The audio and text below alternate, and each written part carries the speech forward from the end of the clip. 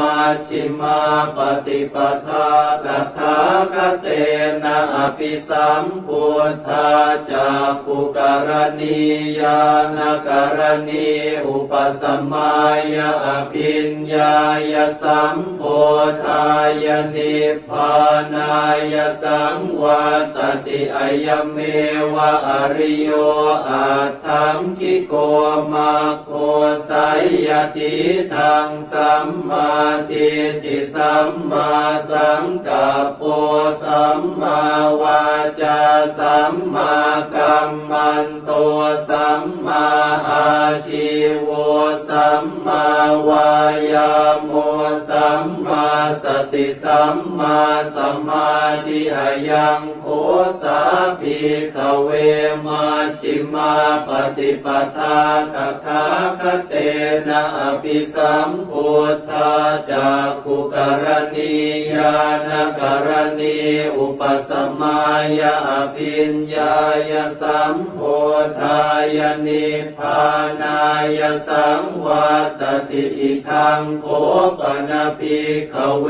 ทุกขังอริยสัจจังชาติปิทุกขาชราปิทุกขามรณะปิทุกขังโสกปริเทวทุกขโทมนัสสุปายาสาปิทุกขาอาปิเยหิสัมปโยโคทุกโขปิเยหิวิปโยโคทุกโขยัมปิชังนลปฏิตัมปิทุกขังสังขิเตนะปัญจุปาทานาขันธาทุกขาอิทังโคปนภิกขเวทุกขสมุทัยโยอริยสัจจังญายังตัณหาโปโนภวิกานันทิราคะสหคตาตาตระตาตราภินันทินีสัยยทิทังกามตัณหาภวตัณหาวิภวตัณหาอิทังโคปนภิกขเวทุกขนิโรโธอริยสัจจังโยตัสสะเยวตัณหายะเสสวิราคะนิโรโธจาโคปฏินิสสะโคโมติอนาลโยอิทังโคปนภิกขเวทุกขนิโรธคามินีปฏิปทาอริยสัจจังอายเมวะอริโยอัตถังคิโกมาโคสัยยทิทังสัมมาทิฏฐิสัมมาสังกัปโปสัมมาวาจาสัมมากัมมันโตสัมมาอาชีโวสัมมาวายาโมสัมมาสติสัมมาสมาธิอิทังทุกขังอริยสัจจันติเมภิกขเวปุเพอนันโนสุเตสุธัมเมสุจักขุงอุทปปาทิญาณังอุทปปาทิปัญญาอุทปปาทิวิชชาอุทปปาทิอาโลโกอุทปปาทิตังโขปนิทังทุกขังอริยสัจจังปริญญายันติเมภิกขเวปุเพอนันโนสุเตสุธัมเมสุจักขุงอุทปปาทิญาณังอุทปปาทิปัญญาอุทปปาทิวิชชาอุทปปาทิอาโลโกอุทปปาทิตังโขปนิทังทุกขังอริยสัจจังปริญญาตันติเมภิกขเวปุเพอนันโนสุเตสุธัมเมสุจักขุงอุทปปาทิญาณังอุทปปาทิปัญญาอุทปปาทิวิชชาอุทปปาทิอาโลโกอุทปปาทิอิทังทุกขสมุทัยโยอริยสัจจันติเมภิกขเวปุเพอนันโนสุเตสุธัมเมสุจักขุงอุทปปาทิญาณังอุทปปาทิปัญญาอุทปปาทิวิ ชฌาอุทธัปปาทิอาโลโกอุทธัปปาทิตังโคปนิทังทุกขสมุทัยโยอริยสัจจังปหาตาพันติเมภิกขเวปุเพอนันโนสุเตสุธรรมเมสุจักขุงอุทธัปปาทิญาณังอุทธัปปาทิปัญญาอุทธัปปาทิวิชชาอุทธัปปาทิอาโลโกอุทธัปปาทิตังโคปนิทังทุกขสมุทัยโยอริยสัจจังปะหินันติเมภิกขเวปุเพอนันโนสุเตสุธรรมเมสุจักขุงอุทธัปปาทิญาณังอุทธัปปาทิปัญญาอุทธัปปาทิวิชชาอุทธัปปาทิอาโลโกอุทธัปปาทิอิทังทุกขนิโรโธอริยสัจจันติเมภิกขเวปุเพอนันโนสุเตสุธรรมเมสุจักขุงอุทธัปปาทิญาณังอุทธัปปาทิปัญญาอุทธัปปาทิวิชชาอุทธัปปาทิอาโลโกอุทธัปปาทิตังโคปนิทังทุกขนิโรโธอริยสัจจังสัจฉิกาตาพันติเมภิกขเวปุเพอนันโนสุเตสุธรรมเมสุจักขุงอุทธัปปาทิญาณังอุทธัปปาทิปัญญาอุทธัปปาทิวิชชาอุทธัปปาทิอาโลโกอุทธัปปาทิตังโคปนิทังทุกขนิโรโธอริยสัจจังสัจฉิกตันติเมภิกขเวปุเพอนันโนสุเตสุธรรมเมสุจักขุงอุทธัปปาทิญาณังอุทธัปปาทิปัญญาอุทธัปปาทิวิชชาอุทธัปปาทิอาโลโกอุทธัปปาทิอิทังทุกขนิโรธคามินีปฏิปทาอริยสัจจันติเมภิกขเวปุเพ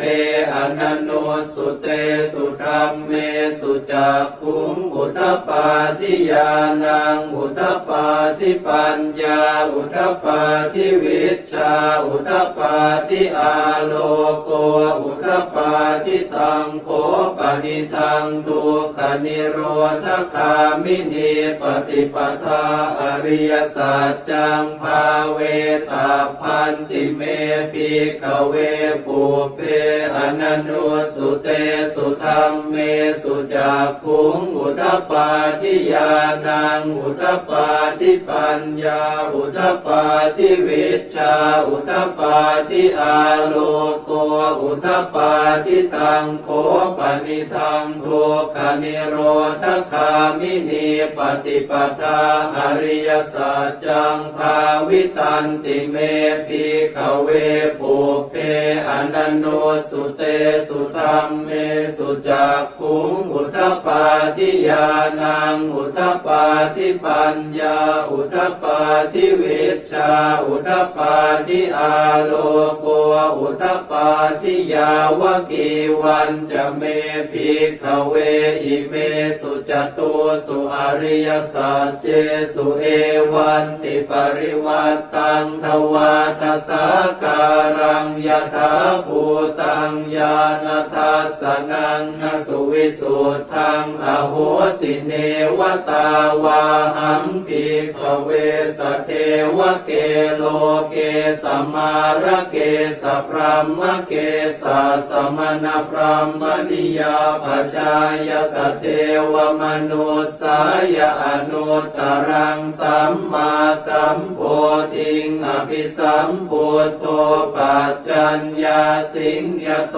จะโคเมภิกขเวอิเมสุจตุสุอริยสัจเจสุเอวันติปริวัตตังทวาทสาการังยถาภูตังญาณทัสสนังสุวิ สุทธังอโหสิอัฏฐาหังภิกขเวสเทวเกโลเกสมาลเกสพรหมเกสสมณพรหมนิยาปชายสเทวมนุสายอนุตตรังสัมมาสัมโพธิงอภิสัมพุทโธปัจจัญญาสิงญาณัญจปนเมทัสสนังอุทปปาทิอกุปปาเมวิมุตติอายมันติมาชาตินาติธานิปุนาภโวติอิธรรมโวจะภควาอัตตมนาปัญจวัคคียาภิกขุภควโตภาสิตังอภินันทุงอิมาสมิงจะปนวัยยาการณาสมิงพันยมาเนอายาสมโตโกนทัญญาสวิรชังวิตมลังธรรมจากขุงอุทปาทิยังกินจิสมุทัยธรรมังสัพพันตังนิโรธธรรมันติปวัตติเตจะภควตาธรรมจากเกภูมิมาเทวาสัทธมโนสาเวสุงเอตัมภควตาภาลานาสิยังอิสิปตเนมิคทาเยอนุตตรังธรรมจากกังปวัตติตังอาปฏิวัติยังสมเนนวาพรหมเนนวาเทเวนวามาเรนวาพรหมุนาวาเกณจิวาโลกัสมิติภูมานังเอวานังสัทธังสุตวาจาตุมหาราชิกาเทวาสัทธมโนสาเว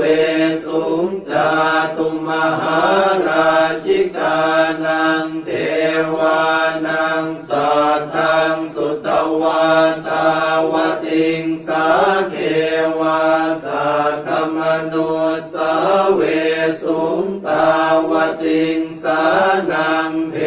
วานังสัทธังสุตวายามาเทวาสัทธมโนสาเวสุงยามานังเทวานังสัทธังสุตวาตุสิตาเทวาสัทธมโนสาเวสุงตุสิตานังเทวานังสัทธังสุตวานิมมานรติเทวาสัทธมโนสาเวสุงนิมมานรตินังเทวานังสัทธังสุตวาปรนิมมิตวสวัตติเทวาสัทธมโนสาเวสุงปรนิมมิตวสวัตตินังเทวานังสัทธังสุตวาพรหมกายิกาเทวาสัทธมโนสาเวสุงเอตัมภควตาภาราณสิยังอิสิปตเนมิกทาเย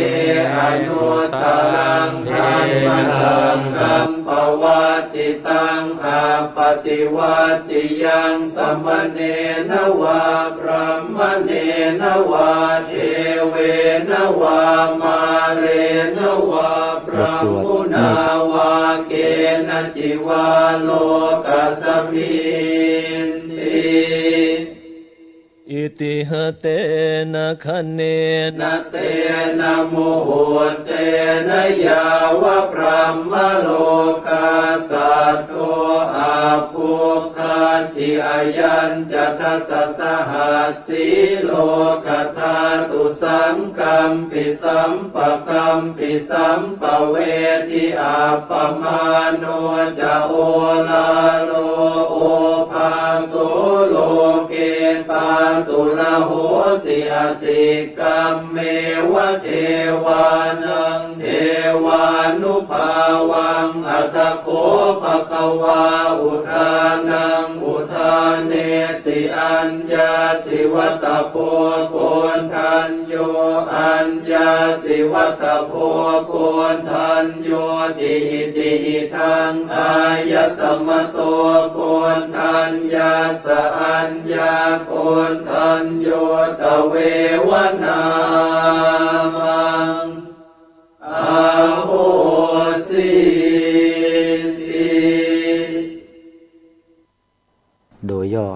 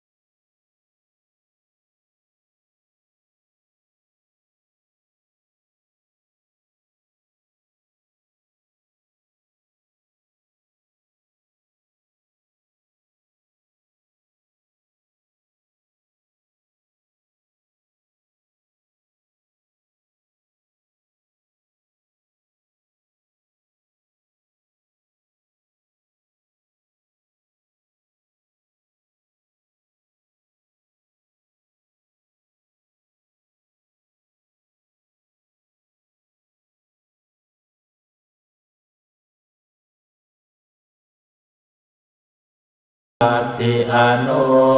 ติโสภารณาเมตตาเจโตวิมุ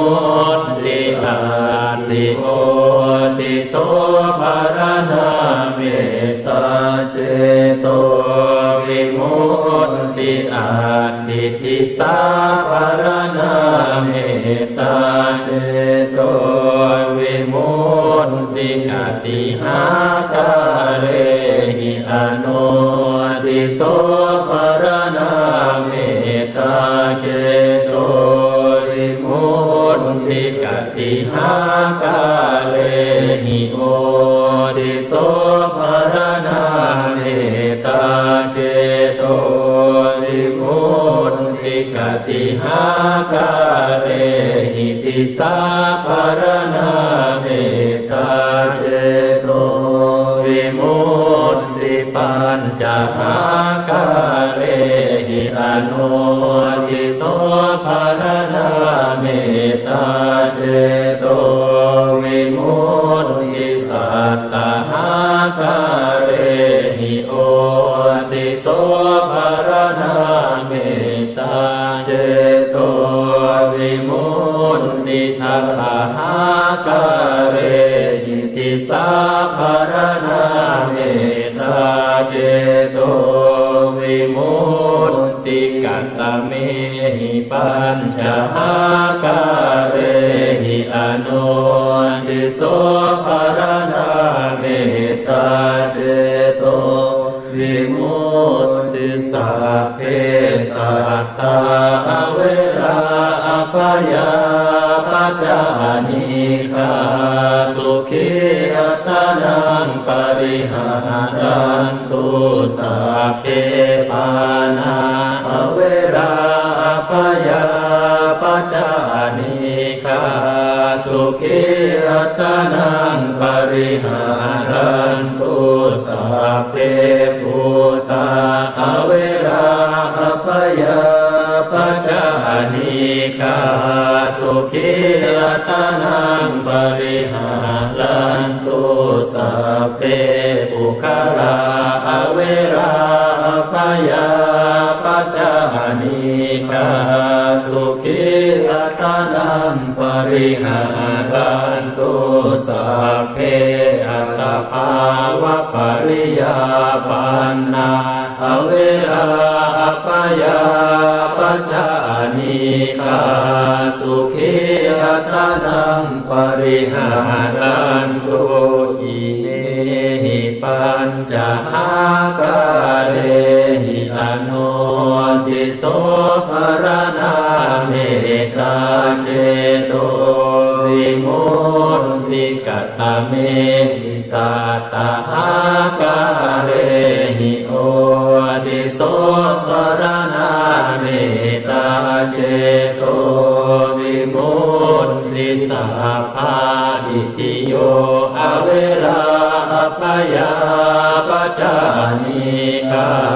สุขีอัตนังปริหารันตุสัพเพปุริสาเวราอภยาปัจจานิฆาสุขีอัตนังปริหารันตุสัพเพอริยาเวราอภยาปัจจานิฆาสุขีอัตนังปริหารันตุสัพเพอนาริยาเวราอภยาปัจจานิฆา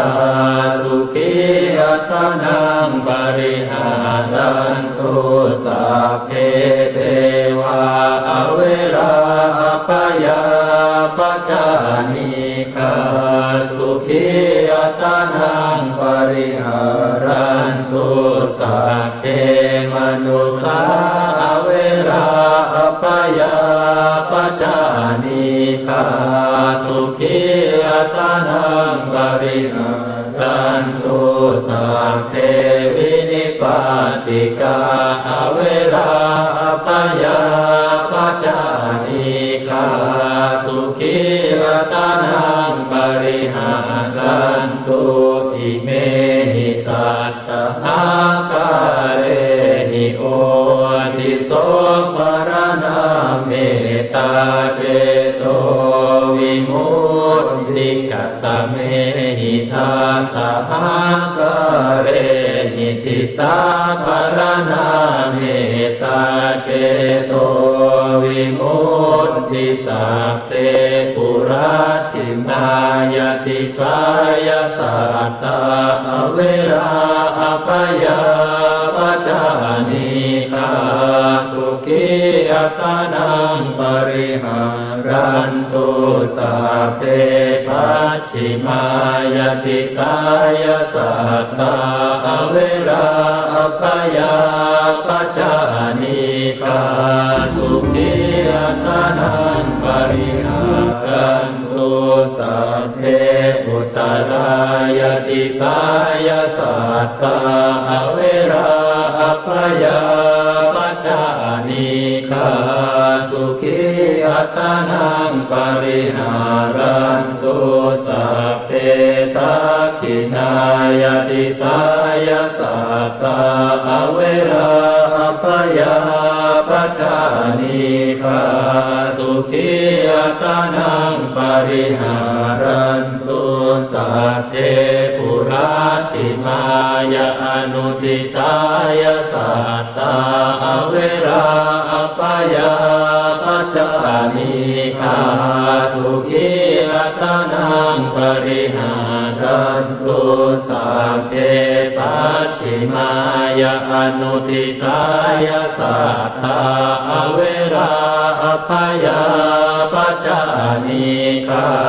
สุขียตานังปริหารันตุสัพเพอุตตรายาอนุทิสายสัตตาอเวราอปายาปัจจานิกาสุขียตานังปริหารันตุสัพเพทักขินายาอนุทิสายสัตตาอเวราอปายาปัจจานิกาสุขียตานังปริหารันตุสัพเพเหติมายาทิสายสัตตาอเวราอปายาปัจจานิกาสุขียตานังปริหารันตุสัพเพอุปาริมายาทิสายสัตตาอเวราอปายาปัจจานิกาสุขียตานังปริหารันตุอิเมหิตัสสหกาเรหิติสายปารณาเมตตาเจโตวิมุตติ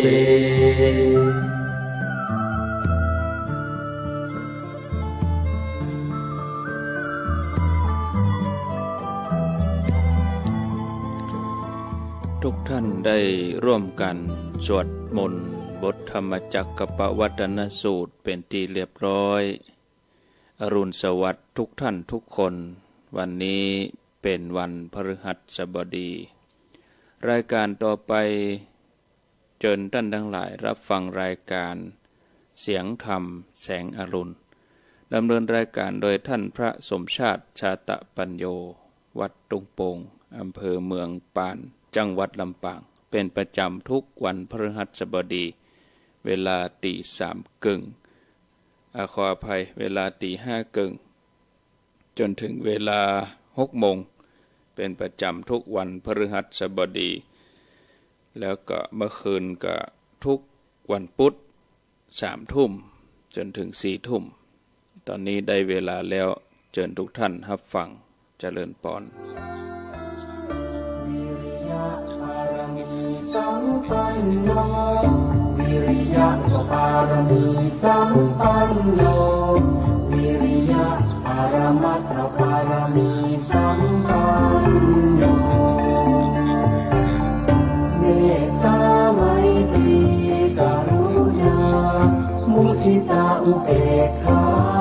ปารมีสัมปันโนอิติปิโสภะคะวา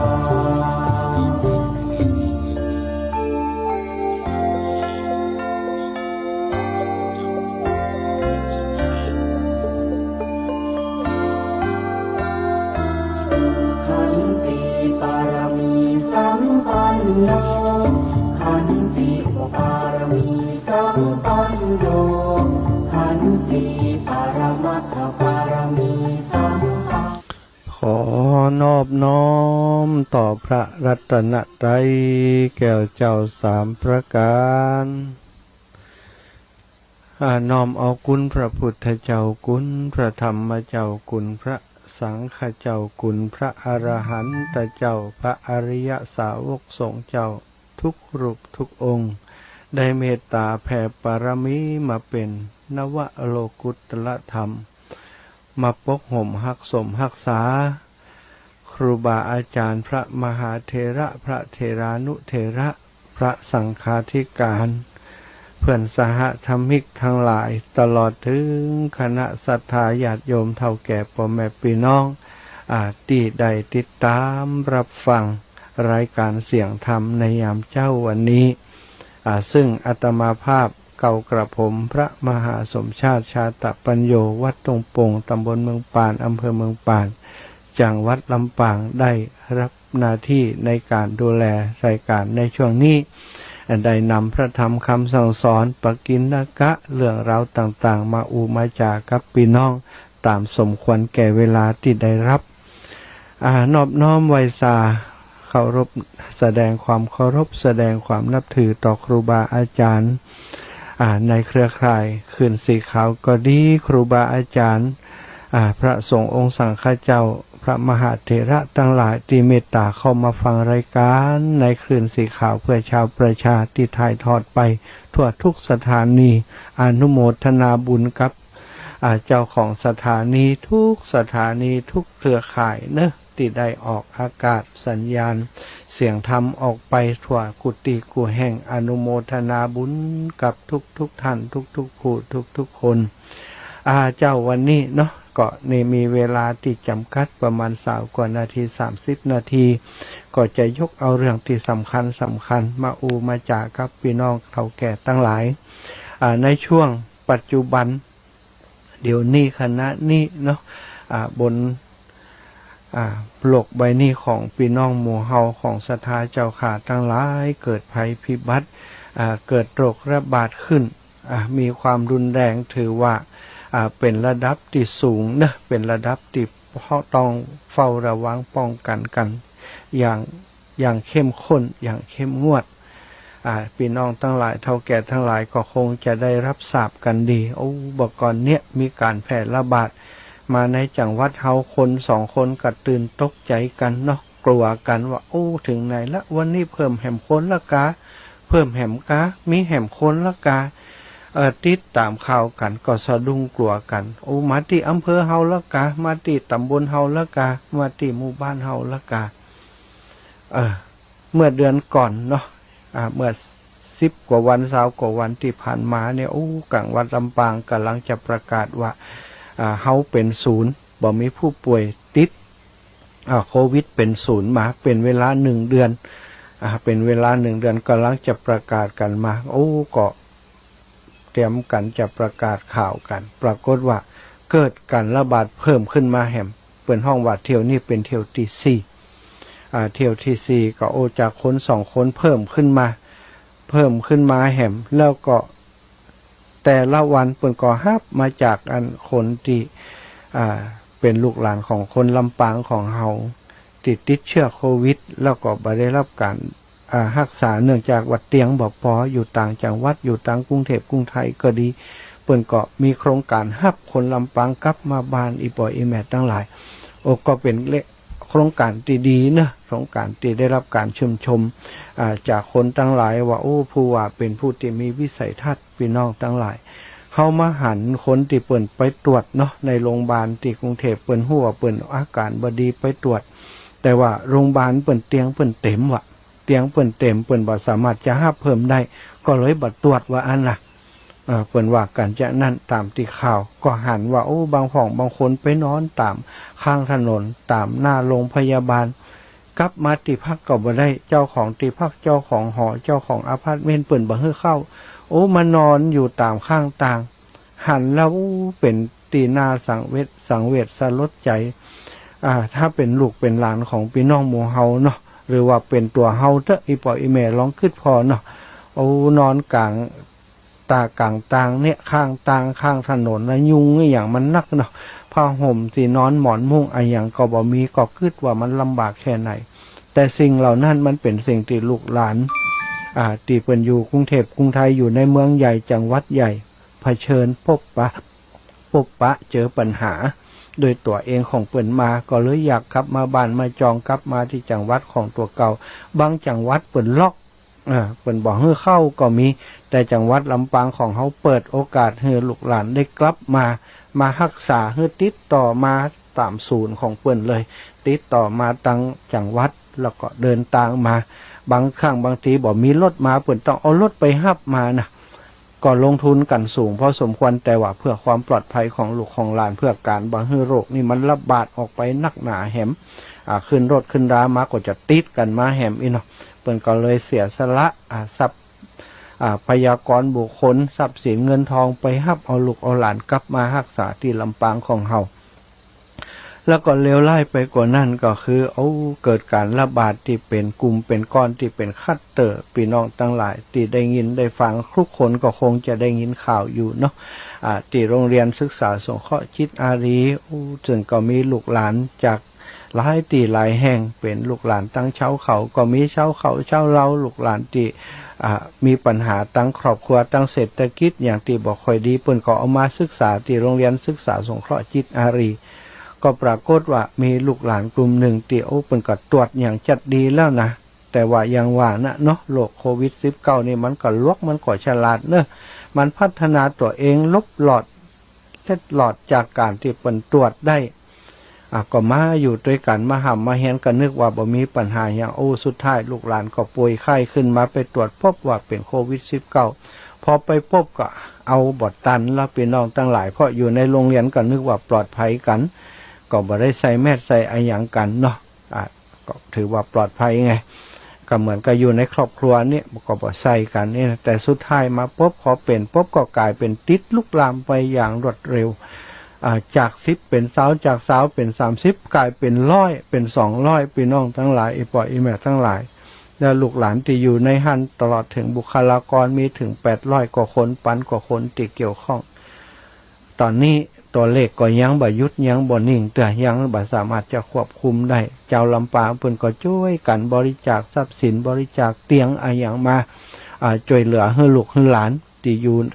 ตลอดถึงบุคลากรที่อยู่ในโรงเรียนจิตอารีหันเนี่ยได้มีเตียง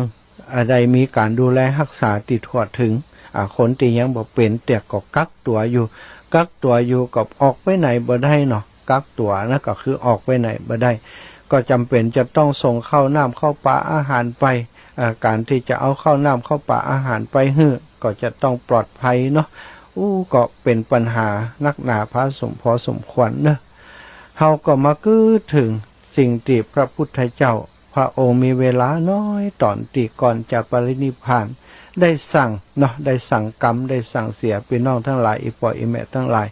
เวลาที่เหลือน้อยคนเฮาอย่างคนเฒ่าคนแก่ที่เปิ้นจะเสียชีวิตก็ดีเปิ้นจะตายก็ดีนั่นนะอาจจะละลมหายใจเปิ้นมีหยังที่ข้างไว้ที่บ่ได้บอกลูกบอกหลานเปิ้นก็จะบอกลูกบอกหลานเป็นสิ่งที่สำคัญที่สั่งไว้เนาะเช่นเดียวกันพระสัมมาสัมพุทธเจ้าก่อนปรินิพพานพระองค์ก็สั่งเสียเรื่องที่สำคัญไว้ 2-3 เรื่องด้วยกันเรื่องหนึ่งก็สั่งพระอานนท์ไว้ว่าอานนท์เต่าที่ผ่านมาเฮายังบ่ได้บัญญัติทรัพย์ให้ใจสำหรับพระภิกษุอาวุโสพระภิกษุที่บวชใหม่ภิกษุอาวุโสที่บวชมาเหมือนให้ใจกำเตื้อตอนนี้ก็ขอบัญญัติเนอะขอให้เธอทั้งหลายภิกษุที่บวชใหม่เนี่ยห้องภิกษุที่บวชมาเมินแล้วพระเถระที่บวชมาก่อนว่าพันเตพระเถระที่บวชมาเมินแล้วห้องพระภิกษุบวชใหม่อาวุโสเนอะเนี่ยบอกก่อนเปิ้นยังบ่มีบัญญัติคำเตือนใจแต่ว่าคำว่าอาวุโสอีนะอาวุโสอานนท์เนี่ยพระบวชใหม่ก็ห้องพระอานนท์ว่าอาวุโสอานนท์อาวุโสสารีบุตรอาวุโสโมคคัลลานะอาวุโสมหากัสสปะอย่างซึ่งพระองค์ว่าต่อไปนี่มันบอกค่อยเหมาะเนอะต่อไปให้ใจคำว่าพันเตเอาคนที่บวชใหม่ก็ห้องภิกษุที่บวชก่อนตัวเองเนี่ยว่าพันเตคนที่บวชก่อนก็ห้องภิกษุบวชใหม่ว่าอาวุโสอันนี้ก็สั่งความไว้แล้วก็ถามภิกษุทั้งหลายว่าเธอตั้งหลายมีคำถามจะถามเฮาก็ซึ่งเฮาจะนิพพานแล้วต่อไปตั้งนานเนี่ยพอเฮานิพพานแล้วเธอจะถามไผก็ถามบ่ได้ละนะเธอมีอย่างข้องใจที่จะถามว่านี่ก็ถามกันคนตั้งหลายภิกษุตั้งหลายสาวกตั้งหลายก็หันว่าเป็นเวลาที่สิ่งที่พระพุทธองค์ประกาศเปิดเผยมานั้นชัดเจนทุกอย่างทุกประการแล้วปฏิบัติไปก็ได้ผลตามนั้นก็บ่มีภัยมีข้อสงสัยจะถามพระองค์เมื่อบ่มีคนถามพระองค์ก็บอกว่าเธอทั้งหลายหากจะมีคนถามว่าเฮาเนี่ยได้มอบหมายให้ไผเป็นศาสดาแทนเป็นผู้นำตั้งศาสนาแทนเฮา ขอให้เติร์ดทั้งหลายจงบอกเขาเรานั่นและให้สำคัญต่อเรื่องนี้ว่าเฮาบ่ได้มอบหมายให้ไผเน้อเป็นศาสดาแทนเฮาแต่ว่าพระธรรมก็ดีพระวินัยก็ดีที่เฮาได้แสดงไว้แล้วได้บัญญัติไว้แล้วโดยดีนั่นแหละจะเป็นตัวแทนเป็นศาสดาแทนเฮาตถาคตสืบไปในอนาคตเบื้องหน้าเมื่อเฮาล่วงลับไปแล้วก็เท่ากับว่าพี่น้องทั้งหลายอีปอที่แม่ทั้งหลายพระธรรมวินัยที่พระพุทธองค์ของเฮาตรัสไว้ 84,000 พระธรรมขันธ์ที่มีอยู่ในพระไตรปิฎกหันนะก็เป็นศาสดาเป็นตถาคตเป็นพระศาสดาแทนพระสัมมาสัมพุทธเจ้าที่พระองค์ได้ปรินิพพานไปแล้วนั้นเท่ากับว่าหมู่เฮาเจ้าข้าทั้งหลายเนี่ยยังบ่ได้สูญสิ้นศาสดายังมีพระศาสดาอยู่กับเฮาอยู่อย่างที่พระองค์ได้ตรัสบอกไปว่าเธอทั้งหลายผู้ใดเห็นธรรมผู้นั่นหันเราตถาคตคนใดก็ตามถึงจะเกาะชายผ้าเฮาอยู่แต่บ่ได้มีประพฤติธรรมบ่ได้หันธรรมก็เท่ากับบ่ได้หันเฮาอันนี้เป็นต้นเนาะหลังจากนั้นพระองค์ก็ได้ตรัสบอกภิกษุทั้งหลายเป็นวาระสุดท้ายเป็นปัจฉิมโอวาทของพระสัมมาสัมพุทธเจ้าได้ตรัสบอกว่าภิกษุทั้งหลายเนาะหันทธานิภิกขเวอมันตยามิโววยธรรมาสังขาราอัปปมาเทนะสัมปาเททะยังตถาคตัสสะปัจฉิมวาจาพี่น้องศรัทธาทั้งหลายหันทธานิภิกขเวอมันตยามิโวภิกษุทั้งหลายบัดนี้เฮาขอเตือนท่านทั้งหลายว่าวยธรรมาสังขาราสังขารทั้งหลายมีความเสื่อมไปเป็นธรรมดาอัปปมาเทนะสัมปาเททะท่านทั้งหลายจงทำความบ่ประมาทให้ถึงพร้อมบริบูรณ์เถิดยังตถาคตัสสะปัจฉิมวาจาอันนี้เป็นกรรมเป็นวาจามีในครั้งสุดท้ายของเฮาผู้ตถาคตอันนี้คือคำสั่งครั้งสุดท้ายจะหมดลมหายใจหลังจากคำมูนี้สิ้นสุดลงไปก็มีแต่ความเงียบเกิดขึ้นในสถานที่ใต้ต้นไม้สาระกู่แห่งนั้นพี่น้องทั้งหลายเป็นสัญญาณลักษณ์ของการปรินิพพานโดยบ่มีอะไรอย่างเหลือของพระสัมมาสัมพุทธเจ้าของหมู่เฮาทั้งหลายคำเป็นกรรมสุดท้ายถือว่าเป็นกรรมสำคัญวันนั้นพระองค์ได้ตรัสกับภิกษุทั้งหลายแต่บ่ได้หมายถึงว่าบ่ได้ตรัสกับพี่น้องหมู่เฮาเจ้าข้าทั้งหลายเนื่องจากว่าในบริเวณแห่งนั้นมีภิกษุทั้งหลายเปิ้นห้อมล้อมพระองค์อยู่พระองค์เลยใช้คำว่าภิกษุทั้งหลายแต่ทรงหมายเอาว่าคนทั้งหลายศรัทธาสาวกสาวิกาทั้งหลายของพระองค์นั่นแหละว่าท่านทั้งหลายจงได้รับรู้ว่าสังขารทั้งหลายเนี่ยสิ่งที่ปรุงแต่งขึ้นมาเป็นสังขารเป็นรูปเป็นร่างอย่างขึ้นมาทั้งหลายเนี่ยของมนุษย์หมู่เฮาเจ้าข้าทั้งหลายนี่เป็นของบ่เที่ยงเน้อมันจะมีความเสื่อมไปเป็นธรรมดาท่านทั้งหลายต้องบ่ประมาทเนาะท่านทั้งหลายจงตั้งอยู่ในความบ่ประมาทณปัจจุบันนี้สิ่งเหล่านั้นก็ยังสำคัญอยู่นะอีปออีแม่ทั้งหลายแล้วก็จะสำคัญตลอดไปเมื่อใดก็ตามที่เฮามีความประมาทเกิดขึ้นบ่มีสติเกิดขึ้นตราทางแห่งความตายก็จะเกิดขึ้นกับเฮาตลอดเวลาเหมือนกันโดยเฉพาะในช่วงนี้ช่วงเหตุการณ์อย่างนั่นจะประมาทบ่ได้เลยตอนนี้ที่เฮาได้พบได้ปะสิ่งเหล่านี้เกิดขึ้นมาตลอดเวลาเชื้อไวรัสโควิด -19 ที่มันเกิดขึ้นที่เมืองอู่ฮั่นตอนนั้นเฮาว่าโอ้ประเทศไทยเฮาอยู่ไกลถ้าบ่มาก้าบ้านนอกของนาของเฮายังมันอยู่ไกลเปิ้นถ้าบ่มาก้าแต่สุดท้ายบ่ถึงปีได้พี่น้องทั้งหลาย 2-3 เดือนก็พ้นมาที่ประเทศไทยแล้วก็ไปทั่วโลกไปฆ่าชีวิตของคนนับหลายล้านคนละที่ได้เสียชีวิตไปณปัจจุบันนี้จากโรคโควิด -19จากโควิด -19 ที่สายพันธุ์อู่ฮั่นที่เกิดขึ้นณปัจจุบันนี้ได้พัฒนาตัวเองเป็นสายพันธุ์ต่างๆไปที่อินเดียกลายเป็นพัฒนาตัวเองขึ้นมาเป็นสายพันธุ์เดลต้าเป็นสายพันธุ์ของอินเดียเป็นสายพันธุ์ของอังกฤษเนาะเป็นสายพันธุ์ของแอฟริกาเป็นสายพันธุ์ของประเทศต่างๆของคองโกของอะไรอย่าง แต่ณบายุดว่าเดียวนี้ตีเปิ่นบอกว่าสายพันธุ์ที่น่ากลัวแล้วก็มีการพัฒนาตัวเองไปจากเดิมนักหนานั่นก็คือสายพันธุ์ เดลต้าแล้วก็เดลต้าพลัดว่าจะอันเพราะว่ามีความรุนแรงแล้วมีการแพร่ระบาดมีการตีมันฟักตัวได้เร็วขึ้นเนี่ยเป็นพันเต่าอีไหนอีปอยอีแม่ตั้งหลายฟังแล้วก็เกิดความน่าเป็นห่วงน่ากลัวขึ้นบัดเดี๋ยวนี้แสดงว่าโรคโควิด -19 เนี่ยมันพัฒนาตัวเองไปเร็วกว่าทางการแพทย์ที่เขาพัฒนาก่อนโดยซ้ำไปพี่น้องตั้งหลายอีปอยอีแม่ตั้งหลายฉะนั้นในเรื่องของการที่ว่ามันจะควบคุมได้บ่ได้จะเอาชนะได้บ่ได้นี่ก็เป็นเรื่องยากเนาะเปิ่นก็กันตึงโลกเลยเนาะบัดเดี๋ยวนี้แต่ละประเทศบอกว่าบัดเดี๋ยวนี้ถ้าเขาจะมาแก้ปัญหาแบบปัจจุบันที่เป็นอยู่เนี่ยก็คงยะบ่ได้แล้วเนาะยะบ่ได้แล้วเพราะไอ้หยังที่ผ่านมาเขาแก้ปัญหาอย่างที่ประเทศจีนเปิ่นเกิดปัญหาเปิ่นก็แก้ปัญหาของประเทศเปิ่นประเทศต่างๆก็ส่งความช่วยเหลือไปเต่าที่จะทำได้สุดท้ายเปิ่นก็ควบคุมได้แต่พอควบคุมตีหั่นได้ปรากฏว่ามันไปแผ่อยู่ทั้งประเทศอื่นแหมประเทศนั่นประเทศนี้เปิ่นก็ดูแลเฉพาะประเทศของเปิ่นเพราะเปิ่นควบคุมได้แล้วก็ไปเกิดที่ประเทศอื่นแหมวนไปวนมาแม้กระทั่งในประเทศจีนบัดเดี๋ยวนี้ก็แพร่ระบาดแหมละประเทศอื่นๆก็เช่นเดียวกันก็แพร่ระบาดควบคุมกันบ่ได้แต่ละคนก็มัวหนัวอยู่กับการแก้ไขปัญหาประเทศของตัวเก่าเพราะแก้ปัญหาประเทศตัวเก่าได้ก็ดีอกดีใจดีอกดีใจว่าเอาชนะได้แล้วเอาชนะได้แล้วสุดท้ายเอาไปเอามาก็ปีกมากันแหมอีปอยอีแม่ทั้งหลายเปิ่นเปรียบเทียบว่าบัดเดี๋ยวนี้ถ้าเขาจะแก้ไขปัญหาของโควิด -19 ถ้าเขามัวแต่ดูแลแต่บ้านของตัวเก่าอย่างสมมุติว่าบ้านเฮาเนาะคนมีคนติดเขาบ่ให้โรคโควิด -19 เข้ามาในบ้านเฮาเนี่ยเขาล็อกประตูบ้านเฮาไว้เหี่ยเขาปิดบ้านเฮาไว้เหี่ยเขาบ่ไปไหนบ่ไปมาหาสู่กับไผปล่อยคนอื่นเผชิญปัญหาคนเดียวเขาแต่พอนักเข้าเนี่ยมาไกลกันละบ้านเฮาบ่ติดแต่บ้านของเปื่อนบ้านตีข้างเคียงติดกันมาเรื่อยๆติดกันมาเรื่อยๆแล้วก็เป็นไปได้กะที่เป็นปีเป็นแล้ง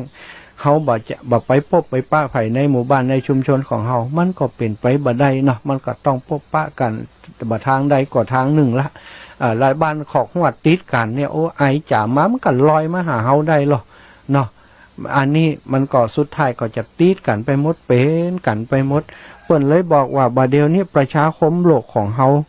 คนที่มีสตังค์ตั้งหลายนี่ต้องมาช่วยกันนะประเทศที่เจริญรุ่งเรืองแล้วต้องช่วยประเทศที่ยากจนต้องเอาวัคซีนมารวมกันนะมาช่วยกันแก้ไขปัญหาเรื่องนี้ต้องเป็นองค์กรเฉพาะกิจขึ้นมาเลยคนเฮาคนที่ร่ำรวยถ้ายังบ่สนใจช่วยเหลือวันหน้าท่านจะร่ำรวยไปจะได้ถ้าคนตายไปหมดแล้วความร่ำรวยจะมีประโยชน์กับท่านจะได้เพราะมันก็บ่มีประโยชน์ฉะนั้นบัดเดี๋ยวนี้จำเป็นจะต้องมาช่วยกันเพิ่นก็มีการรณรงค์กันอยู่ก็บ่ฮู้เนาะกำรณรงค์หรือว่าสามัญสำนึกตรงนี้เนี่ยมันจะไปถึงไหนพ่องมันจะช่วยกัน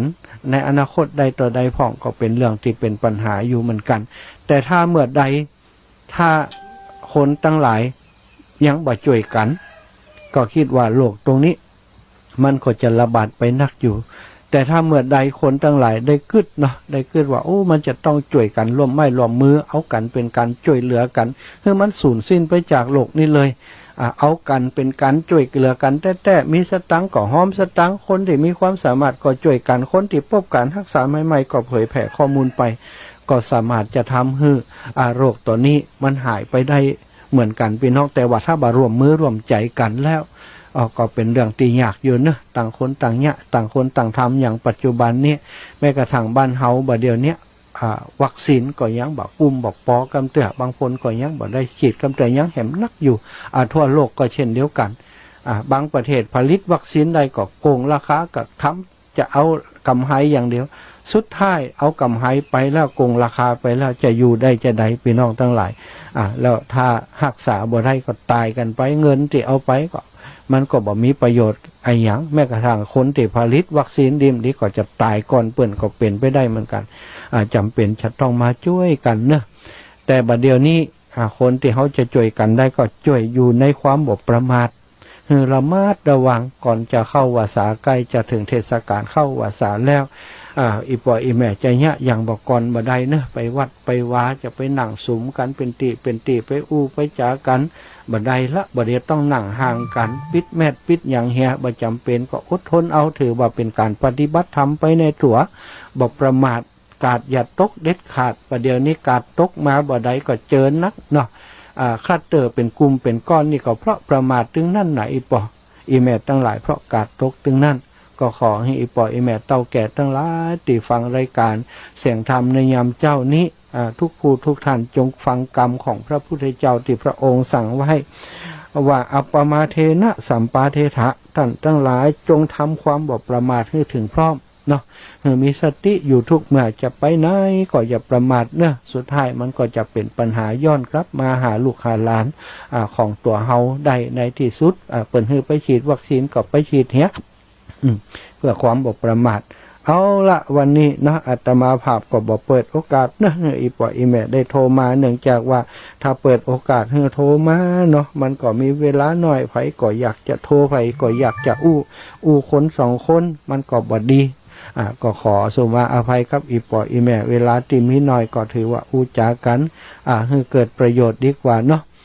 วันนี้ก็บอกกล่าวไปทางบันตรงปงเนอะบันห้วยน้ำเย็น วันนี้จะไปบิณฑบาต เปิ่นบอกฮู้ว่าอาตมากลับมาที่วัดตรงปงเอาละเวลาหมดเวลาก็ขอความสุขความสวัสดีจงบังเกิดมีครับอีปออีแม่ครับเฒ่าแก่ทุกผู้ทุกท่านติดตามรายการเสียงธรรมในยามเจ้าที่อาตมาภาพพระมหาสมชาติได้จัดนี้จัตตารโอธรรมาวัฏันติอายุวันโนสุขังมีความสุขกันจุผู้จุโคนมีความสุขกันจุผู้จุโคน